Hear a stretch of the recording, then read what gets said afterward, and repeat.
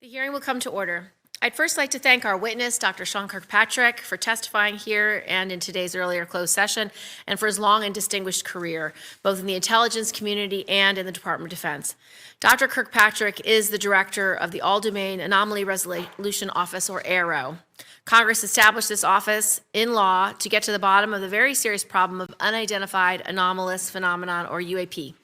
Dr. Kirkpatrick has a very difficult mission. While we have made progress, there remains a stigma attached to these phenomenon. There is a vast and complex citizen engagement, and there's also very challenging scientific and technical hurdles. So we appreciate the willingness of Dr. Kirkpatrick to lean in on this issue and the work that he has accomplished thus far. And we look forward to both his opening statement and his presentation of examples of the work A.A.R.O has done. In late 2017, media reports surfaced about activities set in motion by the late long-serving Majority Leader, Senator Harry Reid, more than a decade ago. We learned that there was strong evidence of advanced technology reflected in the features and performance characteristics of many objects observed by our highly trained service members operating top-of-the-line military equipment. We learned that for the past 8 years, military pilots frequently encountered unknown objects in controlled airspace off both the east and west coasts across the continental United States in test and training areas and ranges. We don't know where they come from, who made them, or how they operate. As former Deputy Secretary of Defense David Norquist observed, had any of these objects had the label "Made in China," there would be an uproar in the government and media. There would be no stone unturned and no effort spared to find out what we were dealing with. We can look at the recent incursion of the unidentified PRC high-altitude balloon as an example. But because of the UFO stigma, the response has been irresponsibly anemic and slow. Congress established A.A.R.O. We made it clear that we expect vigorous action. We added very substantial initial funding for the office, but despite our best efforts, the President's budget for fiscal years 23 and 24 requested only enough funding to defray the operating expenses of A.A.R.O.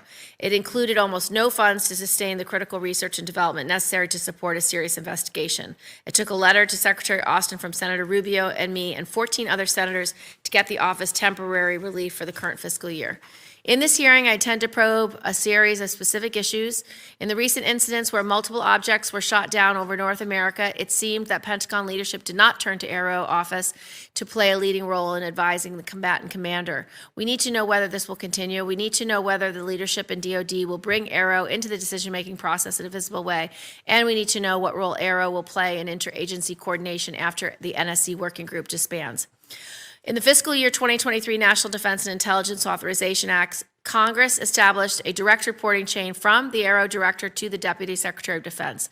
The role of the Office of the Undersecretary of Defense for Intelligence and Security is limited to providing administrative support. We need to know how this direction is being implemented. UAP are frequently observed flying in extremely high or very low speeds and come in various sizes and shapes. During the recent shootdowns over North America, DoD disclosed that filters on radar systems were adjusted to allow for detection and tracking of diverse sets of objects for the first time. While opening the aperture can overload the real-time analytic process, we cannot keep turning a blind eye to surveillance data that is critical to detecting and tracking UAP. We need to know whether Dr. Kirkpatrick can achieve the necessary control over sensor filters and the storage and access to raw surveillance data to find UAP anomalies. Finally, one of the tasks Congress set for A.A.R.O. is serving as an open door for witnesses of UAP events or participants in government activities related to UAPs to come forward securely and disclose what they know without fear of retribution for any possible violations of previously signed non-disclosure agreements. Congress mandated that A.A.R.O. set up a publicly discoverable and accessible process for safe disclosure. While we know that A.A.R.O. has already conducted a significant number of interviews, many referred by Congress, we need to set up a public process and we need to know where that effort stands. With that, I'd like to turn to Senator Ernst for her opening statement. Thank you, Madam Chair, and thank you, Dr. Kirkpatrick, for your testimony today. I'll keep these remarks very brief so that we have maximum time for your briefing.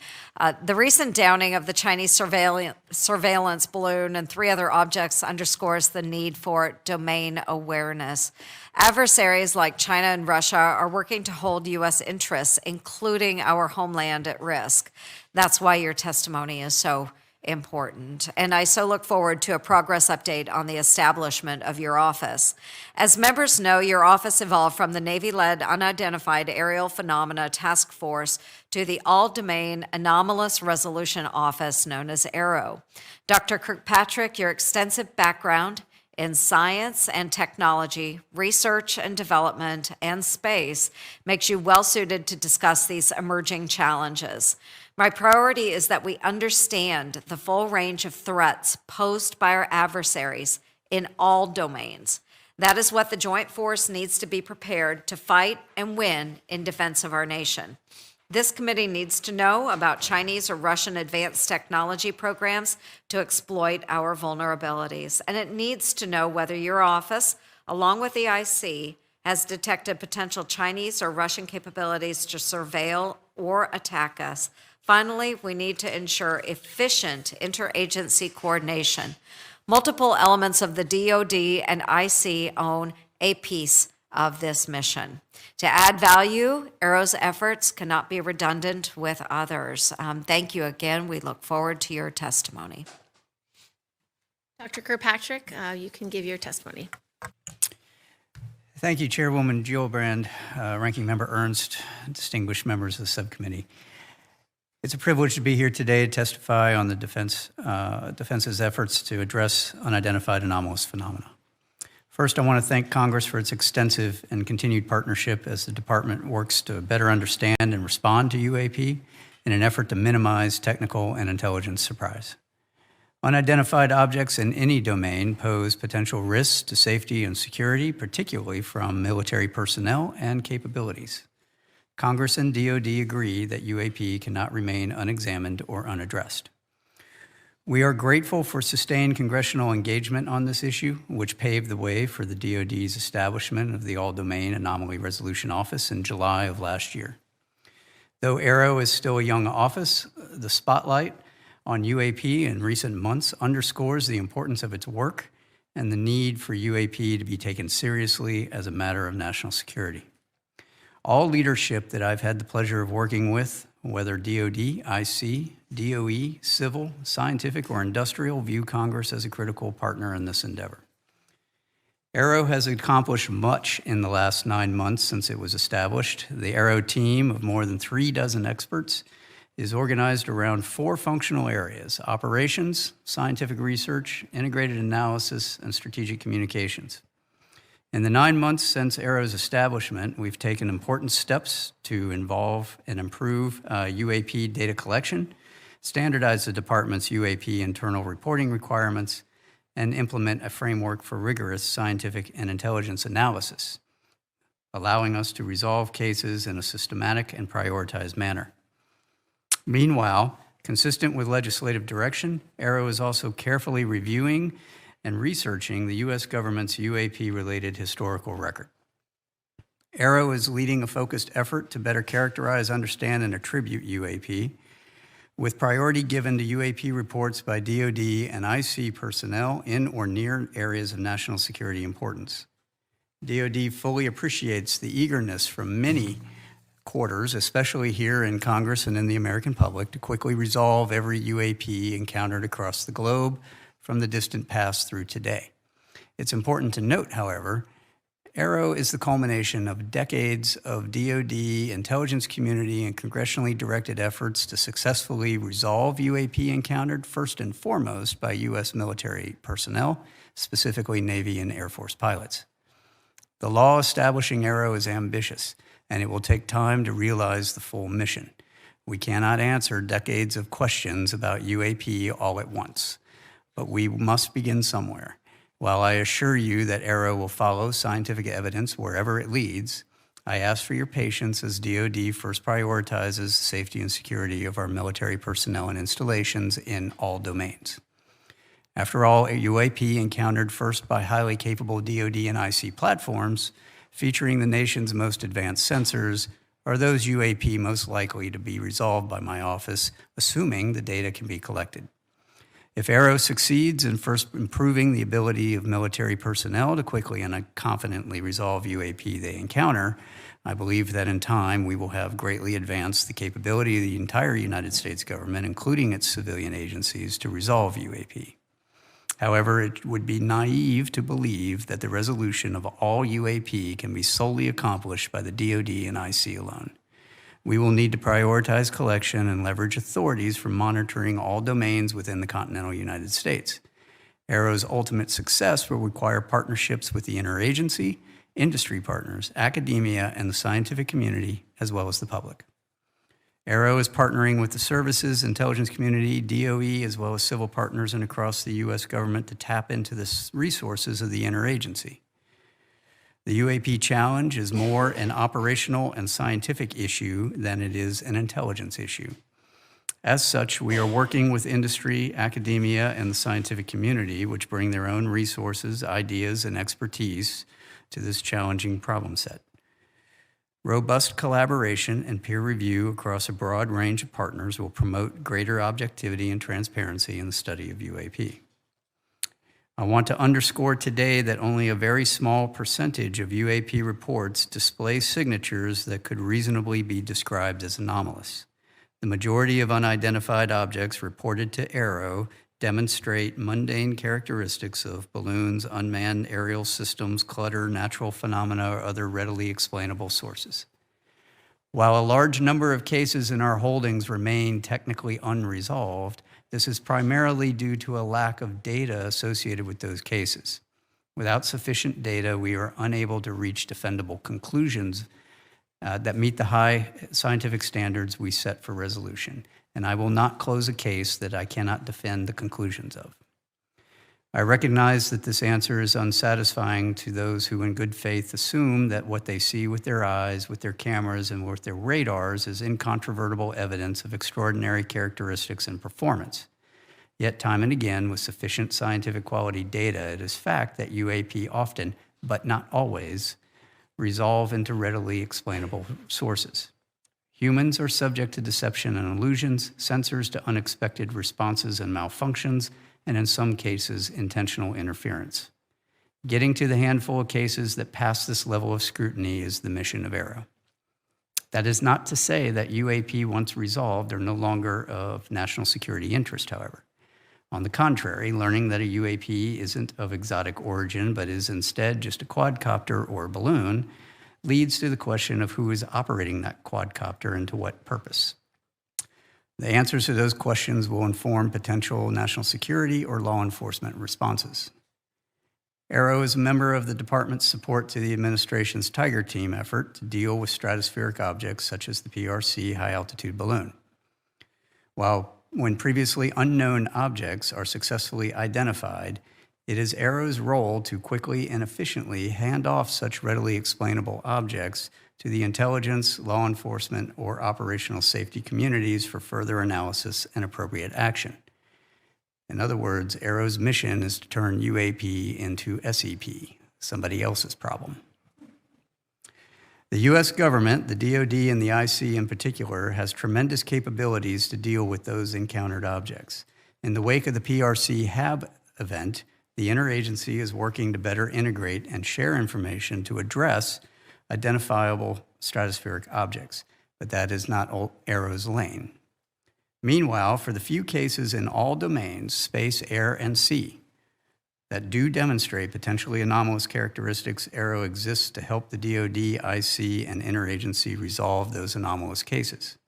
In doing so, A.A.R.O is approaching these cases with the highest level of objectivity and analytic rigor.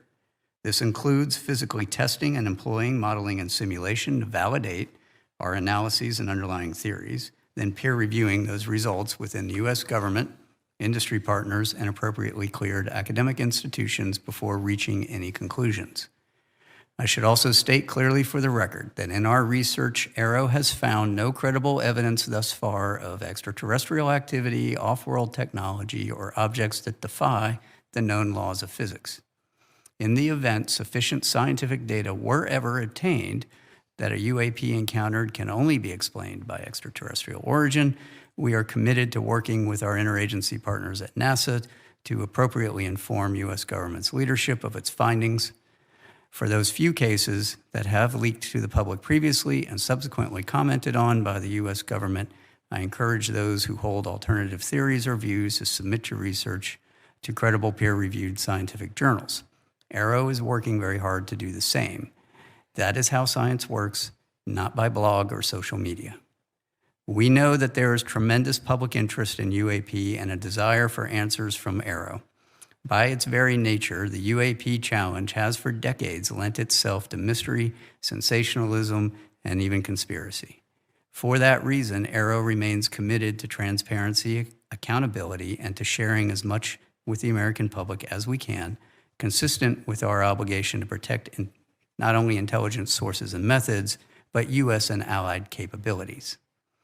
However, A.A.R.O's work will take time if we are committed to do it right.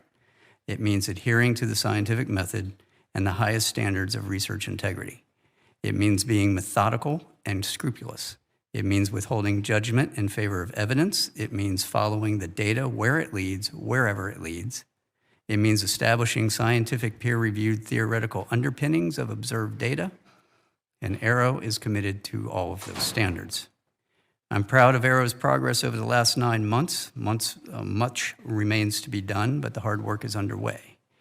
Thank you for your continued support. And before we turn to questions, I want to walk you through some of our analytical trends in a couple of cases that we've prepared.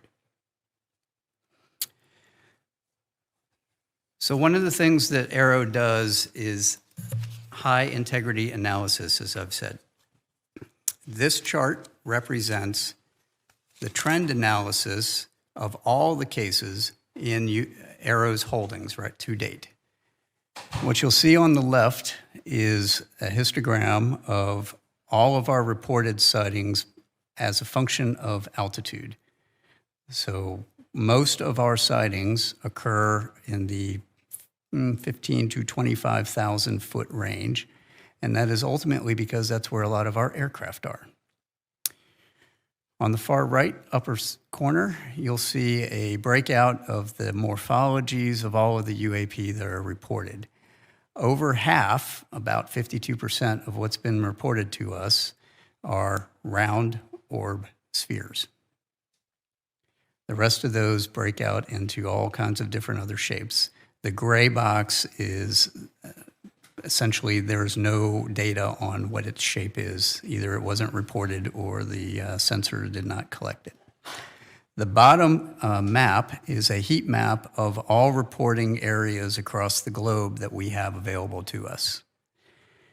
What you'll notice is that there is a heavy, what we call collection bias, both in altitude and in geographic location. That's where all of our sensors exist. That's where our training ranges are, that's where our operational ranges are, that's where all of our platforms are. In the middle, what we have done is reduce the most typically reported UAP characteristics to these fields, mostly round, mostly 1 to 4 meters, white, silver, translucent, metallic, 10,000 to 30,000 feet, with apparent velocities from stationary to Mach 2. No thermal exhausts usually detected. We get intermittent radar returns, we get intermittent radio returns, and we get intermittent thermal signatures. That's what we're looking for and trying to understand what that is. Next slide. So I'm going to walk you through 2 cases that we've declassified recently. This first one is an MQ-9 in the Middle East, observing that blow up, which is an apparent spherical object via EO sensors. Those are not IR. If you want to go ahead and click that and play it, you'll see it come through the top of the screen. There it goes, and then the camera will slew to follow it. You'll see it pop in and out of the field of view there. This is essentially all of the data we have associated with this event from some years ago. It is going to be virtually impossible to fully identify that just based off of that video. Now, what we can do and what we are doing is keeping that as part of that group of 52% to see what are the similarities, what are the trends across all of these, do we see these in a particular distribution, do they all behave the same or not? As we get more data, we will be able to go back and look at these in a fuller context. How are we going to get more data? We are working with the joint staff to issue guidance to all the services and commands that will then establish what are the reporting requirements, the timeliness, and all of the data that is required to be delivered to us and retained from all of the associated sensors.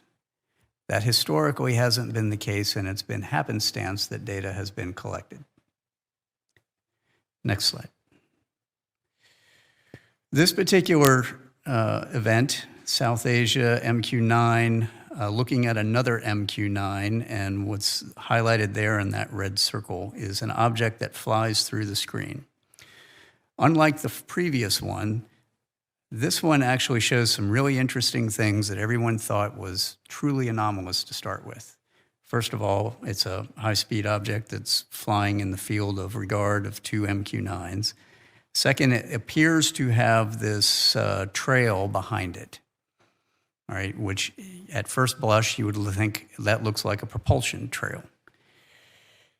In reality, if you want to play the first slide, we'll show you what that looks like in real time, our first video.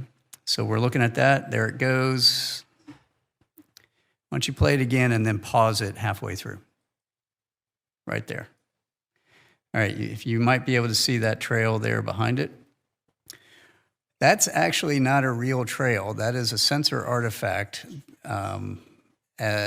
Each one of those little blobs is actually a representation of the object as it's moving through. And later in the video, as the camera slews, that trail actually follows the direction of the camera, not the direction of the object. We pulled these apart frame by frame. We were able to demonstrate that that is essentially a readout overlap of the image. It's a shadow image, right? It's not real. Further, if you later follow this all the way to end, it starts to resolve itself into that blob that's in that picture in the top left, right? And if you squint, it looks like an aircraft because it actually turns out to be an aircraft. Go ahead and put that on. So you'll see the tail sort of pop out there. And so what you're looking at is, this is in the infrared, this is the heat signature off of the engines of a commuter aircraft that happened to be flying in the vicinity of where those two MQ-9s were at. Why am I showing you this? So the first one that I showed you, we don't have resolved yet, right? That is an unresolved case we are still studying. This one we can resolve. But this is the kind of data that we have to work with and the type of analysis that we have to do, which can be quite extensive when you have to pull these apart frame by frame. Further, we're now matching all of this with the models of all of those imaging sensors so that I can say, I can recreate this. I can actually show how the sensor is going to respond. All of these sensors don't necessarily respond the way you think they do, especially out in the world and in the field. And I believe that's all I have, and I will open it up for your questions. Thank you so much, Dr. Kirkpatrick. Can you just give us some raw numbers of how many UAPs you've analyzed, how many have been resolved, and sort of in what buckets, and then how many are still left to be resolved? Just an update from your January public report where it was 366 or something, and about 150 were balloons, and about 24 were drones. You know, just give us an update if you have one. Sure. So as of this week, we are tracking over a total of 650 cases. Now, the report in January basically said about half of the ones at that time, about 150, were likely balloon-like or something like that. Mm-hmm. That doesn't mean they're resolved. Oh, I see. Okay, so what? Let me walk everyone through what our analytic process looks like. We have essentially a 5-step process, right? So we get our cases in with all the data. We create a case for that event. My team does a preliminary scrub of all of those cases as they come in, just to sort out, do we have any information that says this is in one of those likely categories? It's likely a balloon, it's likely a balloon, a bird, it's likely some other object, or we don't know. Then we prioritize those based off of where they are. Are they attached to a national security area? Does it show some anomalous phenomenology that is of interest? If it's just a spherical thing that's floating around with the wind and it has no payload on it, that's going to be less important than something that has a payload on it, which will be less important than something that's maneuvering, right? So there's sort of a hierarchy of just binning the priorities because we can't do all of them at once. Once we do that and we prioritize them, when we take that package of data in that case, and I have set up two teams, think of this as a red team, blue team, or a competitive analysis.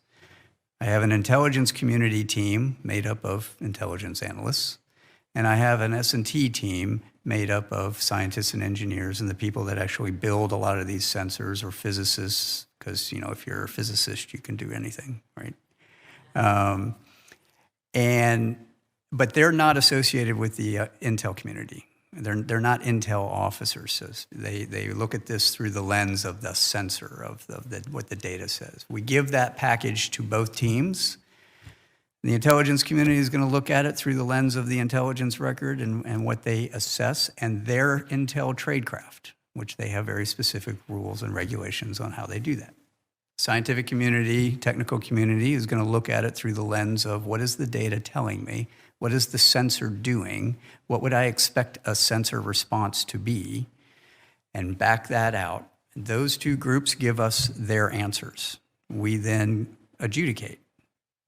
If they agree, then I am more likely to close that case if they agree on what it is. If they disagree, we will have an adjudication. We'll bring them together, we'll take a look at the differences, we'll adjudicate why do you say one thing and you say another. We will then come to a case recommendation. That'll get written up by my team. That then goes to a senior technical advisory group, which is outside of all of those people, made up of senior technical folks and intel analysts and operators from retired out of the community. And they essentially peer review what that case recommendation is. They write their recommendations, that comes back to me, I review it, we make a determination, and I'll sign off one way or the other. And then that will go out as the case determination. Once we have an approved web portal to hang the unclassified stuff, we will downgrade and declassify things and put it out there. In the meantime, we're putting a lot of these on our classified web portal, where we can then collaborate with the rest of the community so they can see what's going on. That's, in a nutshell, that is the process, right? So because of that, that takes time. So of those over 650, we've prioritized about half of them to be of anomalous, interesting value. And now we have to go through those and go, how much do I have actual data for? Because if all I have is a operator report that says I saw X, Y, or Z, my assessment is A, B, or C, that's not really sufficient. That's a good place to start, but I have to have data. I have to have radar data, I have to have EO data, I have to have thermal data, I have to have overhead data, and we need to look at all that. Now, from a big picture perspective, I still have, that's all still very valuable data, and we're looking at applying a lot of things, new tools, analytic tools like natural language processing. So I can go across all of those reports and look for commonalities. How many of them are being described as round spherical objects that are maneuvering? How many of them are not maneuvering? How many of them seem to have a plume to it or note? That's also going to be very valuable to give us more of a global picture and a trends analysis of what are we seeing, right? And help us get to the determination. So go back to your question, ma'am. We have this next quarterly report will be coming out here pretty soon. Our next annual report, you all have given us, moved it up to June, July. We're going to be having that done about that time frame, and we'll be combining a whole number of reports into that one. I think we're currently sitting at around, if I remember correctly, we're around 20 to 30-ish are about halfway through that analytic process. A handful of them have made it all the way out to the other side, gone through peer review. We've got case closure reports done and signed. We're going to get faster as we get more people on board and we get more of the community tools to automate some of the analysis that has to be done. Yeah, thank you, Madam Chair. And Dr. Kirkpatrick, the ODNI annual threat assessment states that China's space activities are designed to erode U.S. influence across military, technological, economic, and diplomatic spheres. Likewise, Russia will remain a key space competitor. In the course of your work, have you become aware of any Chinese or Russia technical advancements to surveil or attack U.S. interests? So that's a great question. Part of what we have to do as we go through these, especially the ones that show signatures of advanced technical capabilities, is determine if there's a foreign nexus. Mm-hmm. That's really hard if what we observe doesn't have a Chinese or Russian flag on the side of it. Now, I think it is prudent to say of the cases that are showing some sort of advanced technical signature, of which we're talking single percentages of the entire population of cases we have. I am concerned about what that nexus is, and I have indicators that some are related to foreign capabilities. We have to investigate that with our IC partners, and as we get evidence to support that, that gets then handed off to the appropriate IC agency to investigate.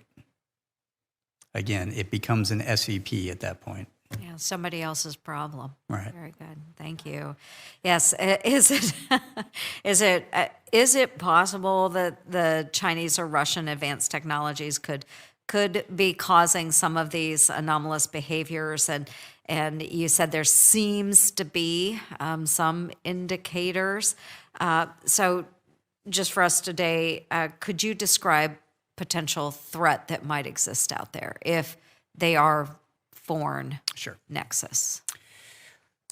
In order to do this research appropriately, we have to also be cognizant of what is the state of the art in development across the S&T community. What are the DARPAs of the world doing? What's the horizon scanning of emerging technologies appropriate to this subcommittee? What is happening out there?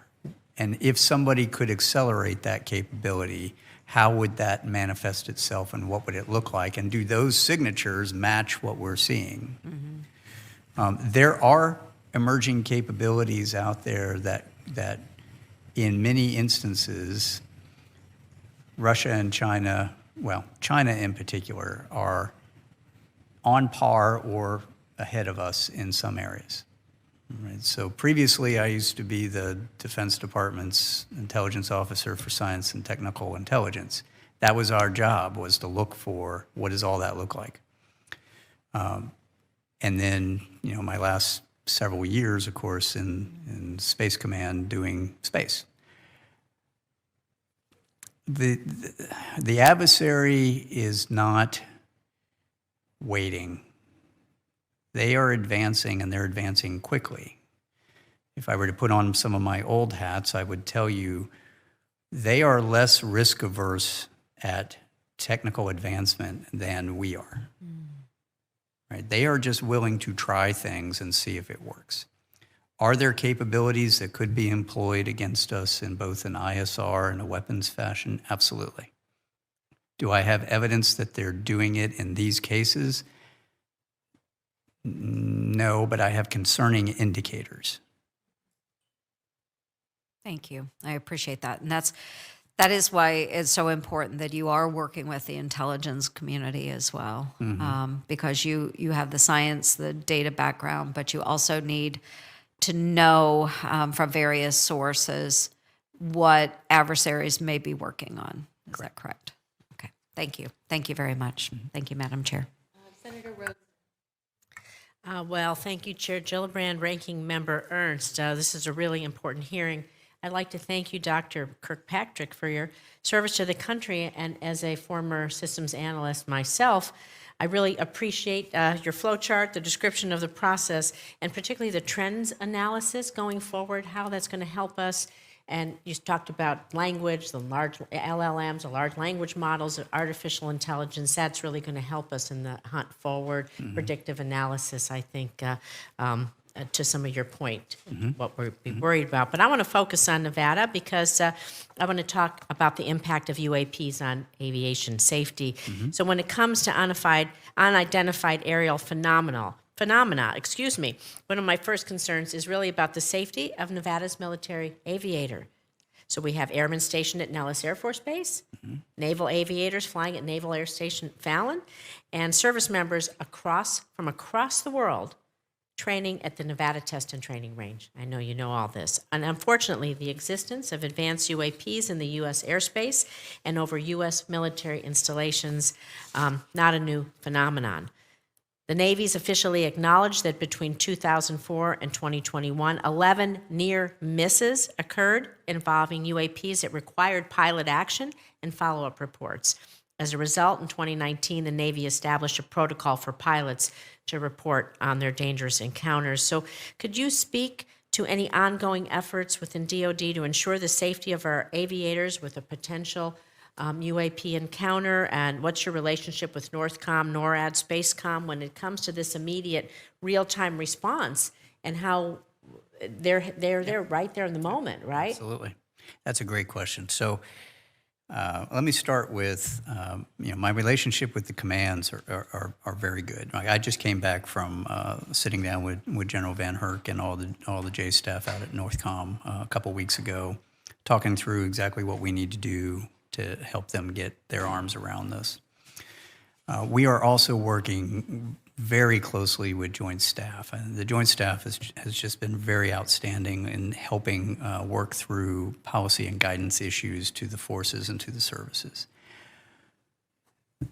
And I would like to just make sure that we message back to all of the operators the importance of their reporting and the fact that you're about to get a bunch of new requirements that we're issuing through the Joint Staff on all of the data that we're going to need you to save and report back to us. It is invaluable, and we are working to try to take the most advantage of that to learn what it is that we're trying to mitigate. To get directly to your question, first thing that we're doing is normalizing our reporting, right? We're standardizing our reporting and the requirements associated with that. Guidance from the Joint Staff, I think, goes out maybe this week, maybe next week, that we've been working with them for some months that does exactly what I just said. It gives them timelines, it gives them requirements, it gives them, here's all the data you have to have, and you got to retain it. The next thing that comes after that is a plan ord that will go out to the commands for mitigation and response. So there's a couple of things that we have to do. One, I need to work with the commands and with the IC and with our outside of our DoD and IC partners to extend our collection posture targeted at some of these key areas that you saw on that heat map. That have a lot of activity so that we can turn on extra collection when an operator sees something. So part of this is generating as a response function, in what we call a tactic, technique, and procedure for an operator. When he sees something, calls back to the operations floor, they can turn on additional collection. What does that collection look like? How do I bring all that together so I can get more data on what is that thing? Can I ask really quickly, Sure. do you have the authorities you need to extend your collection posture between agencies or branches of the military? Because that seems to me to maybe be a sticking point. I know my time's just about up. I'd love to follow up about your risk management methodologies for some of these, but do you need any authorities that you don't have to get the data? There are you some need? authorities that we need. We currently are operating under Title X authorities, but we have good relationships across the other agencies. But having additional authorities for collection, tasking, counterintelligence, That's something. those are all things that would be helpful, yes. Thank you. To follow up, Dr. Kirkpatrick, will you help us write that language so we can put it in the defense bill this year so that we know what authorities you need? We can do that. Thank you. We're going to start second round, so if you want to stay, you can ask another round. I have at least 3 more questions, so. Do you want to go right now, so in case you have to leave? Oh, I could, I do. Yeah, go ahead. Do that would be great. I'm going to stay on the drones issue because obviously we also have Creech Air Force Base. We talked about those Reapers. But last February, the Chinese spy balloon, it did cross through the U.S. airspace, shot down by a Sidewinder missile fired from an F-22. Sidewinders cost us close to $500,000 each. So, given the cost of these missiles, the cost per flight, all of these other things, like I said, follow up on the authorities, your methodologies, the data collection, they can help us in other ways. But how do you think we can develop a sustainable, affordable response to UAPs where we need to, that will definitely violate our airspace, not may, definitely violate our airspace every chance that they can get because they're our adversaries. They want this information. So what do you think some cost-effective measures might be that we can get what we need out of that or take them down, whatever's appropriate, whatever the appropriate measure is, let's put it that So way. that is actually wrapped into the plan org that we're working with Joint Staff to send out. What do the commands need from both a capabilities perspective for kinetic and non-kinetic engagements?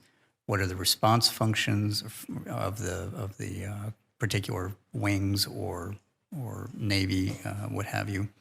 And then what authorities do they need? Right. So one of the challenges that we've seen is there's an authorities issues with the owners, operators of those ranges that they need to work through, and we're working that with Joint Staff and OSD. So big picture, we need to do all that. If you want to get down to the specifics there are non-kinetic options to engage pretty much everything, right? Whether it's electronic warfare, whether it's laser technology. That's where this data, That's having right. the good data collection, predictive Correct. analytics, you can Inform. make some assumptions on possibilities. That's right. And we will inform recommendations back to the department on here's what could work, here's what we've seen work, here's what doesn't work. Right. Thank you so much. Thank you, Madam Chair. Appreciate it. Thank you very much. I just wanted to just talk a little bit about your logistics, who you report to, how that's going, whether you need different reporting lines. By congressional legislation, your office is administratively located with the Office of the Undersecretary of Defense for Intelligence and Security, but you're not substantively subordinate to the Undersecretary. Rather, you are a direct report to the Deputy Secretary. Are you taking direction directly from the Deputy Secretary? Are you able to meet and brief the Deputy Secretary? Is the Office of USD INS working with you to have the right framework? So USD INS I currently report to USD INS until they come up with the plan for how they're going to implement legislation. DOD and DNI are working through that now. I'd have to refer you back to USD INS on what their plan is.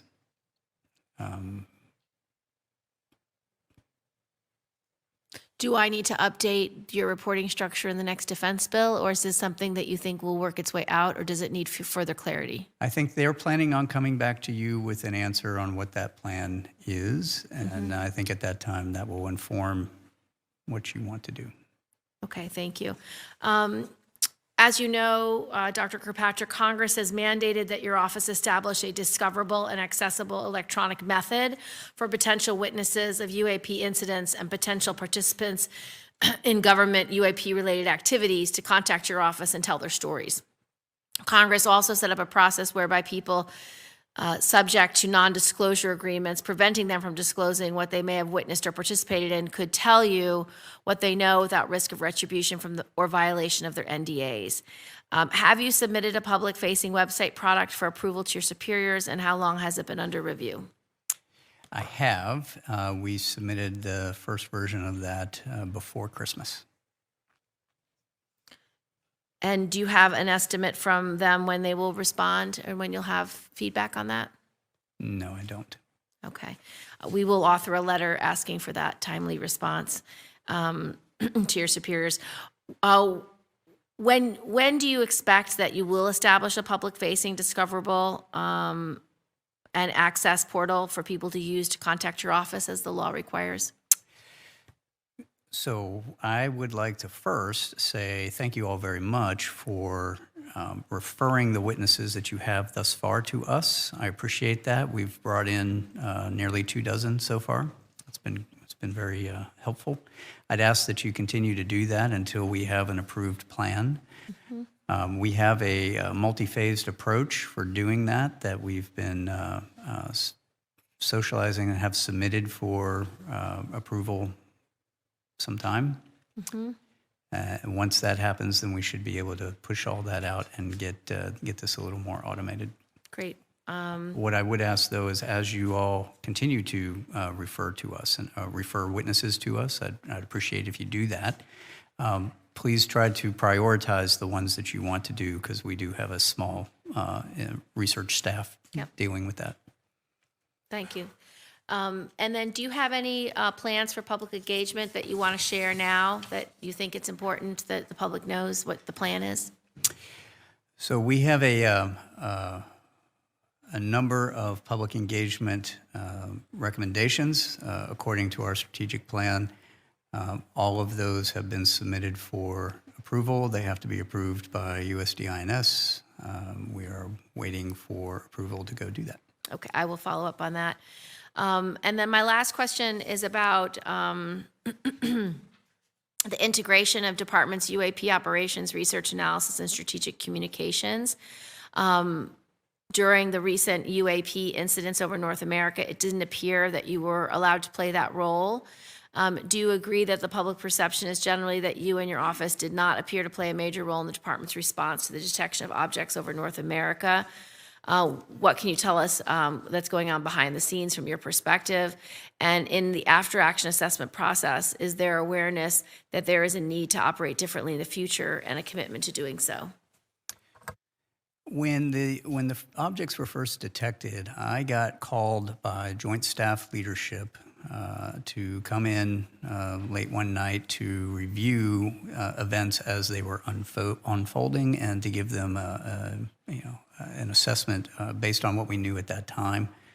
I did that, worked with the Director of Joint Staff, the J2 and the J3 that night and over the couple of following days on what are the types of things that we are tracking from an unidentified object perspective, what databases do we use, those sorts of things for known objects, known tracking.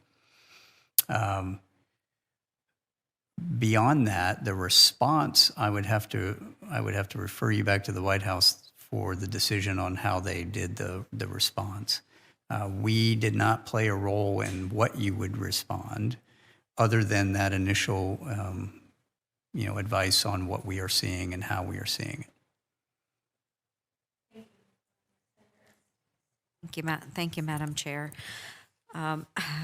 Dr. Kirkpatrick, I know that your office has gotten a lot of attention recently, and of course, any new agency, there tends to be a push to increase size and funding. We want to make sure that you're able to meet your goals, but what I also need to ensure is that we're not duplicating or replicating existing functions and creating redundancy within DoD. and the interagency. So what steps are you taking right now to make sure that your particular office and function is unique to any of the other agencies that might be involved in these types of cases? Yeah, that's a great question. So I would like to lay down, here's what sort of my mission and my goal and my vision here. So the vision is at some point in the future, you should not need an A.A.R.O. If I'm successful in what I'm doing, we should be able to normalize everything that we're doing into existing processes, functions, agencies, and organizations, and make that part of their mission and their role. Right now, the niche that we form is really going after the unknowns. I think you articulated it early on, this is a hunt mission for what might somebody be doing in our backyard that we don't know about. All right, well, that is what we are doing, right? But at some point, we should be able to normalize that. That's why it's so important, the work we're doing with Joint Staff, to normalize that into DoD policy and guidance. We are bringing in all of our interagency partners. So NASA is providing a liaison for us. I have FBI liaison, I have OSI liaison, I have service liaisons. Half of my staff come from the IC, half of my staff come from other scientific and technical backgrounds. I have DOE, and so what we're trying to do is ensure, again, as I make UAP into SEP, they get handed off to the people that is their mission to go do, so that we aren't duplicating that. I'm not going to go chase the Chinese high-altitude balloon, for example. That's not my job. It's not an unknown, and it's not anomalous anymore. Now it goes over to them. Right. Very good. Thank you, Madam Chair. I wanted just to follow up on the filters for surveillance. Outside observers have speculated that DoD sets filters on certain sensors to eliminate objects that are moving really fast or slow, because what we are looking for militarily are conventional aircraft and missiles. UAP that doesn't fit into these programs would thereby be weeded out and never noticed. This speculation was proven to be true during the UAP incidents over North America, where DoD publicly acknowledged that we were able to start seeing these UAPs only when we opened up these filters. Obviously, our military operators cannot be overloaded with objects that are not conventional aircraft or missiles. Can you nonetheless make sure that the raw data is being captured and subsequently processed, so that your office knows what's really out there? And is that going to cost money? Will you expect to pay for that money out of A.A.R.O's budget? One of the key tenets that we're trying to do in our science plan is understand what those signatures are. So we get all the raw, for example, radar data prior to the scrubbing and filtering to allow it to enter into our weapons systems and our detection systems. We are now taking all that data and cross-correlating it to what pilots are saying they're seeing or other observations from other operators.